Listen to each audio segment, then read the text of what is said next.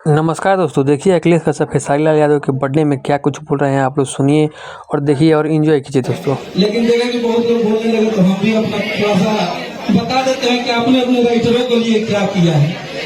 तो हमारा गरी एगो मोगेटी अपाची रहे, अपाची पर घूमत रही। हमारे बिया शादी भैया के बाद भैया वो बेचा भी रहे, बिक गई थी। जब हमारा बाबू होने वाला था, मेरा लहंगा लखनऊ गाना आया खेसारी भैया के साथ, और उस दिन से आज तक हमको लगता था कि हम 3000 के फ्लैट में रहते थे। 3000 जो मुझे नजदीकी से जानते होंगे, जितने भी सिंगर हैं, जितने भी भोजपुरी के लोग हैं, वो सारे लोग मुझे जानते होंगे।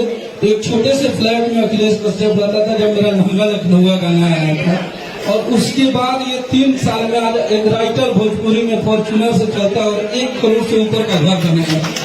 तो हमारा अपनी जिंदगी में ये नहीं बताया कि वो सुपरस्टार हमने घटिका के लिए। हमारे लिए, हमारे माँ बाप के बाद अगर हमारे लिए सर्वोपरि कोई है तो हमारे लिए भैया है। आज सब लोगों के सामने बोल रहे हैं, क्योंकि एक राइटरों की वजूद क्या होती है, और एक राइटर को मंच पे लोग भुला के पहचान देने लगे तो भैया का ही देन है। शुरू से ही राइटरों को बताते थे कि हमारे राइटर, आज उनके सर जितने भी राइटर हम लोग हैं, सब लोग का अपना अपना वजूद है। तो एक राइटर को मंच पे बुला के सब लोग आज भोजपुरी में आपके वजह से सम्मान देने लगा भैया।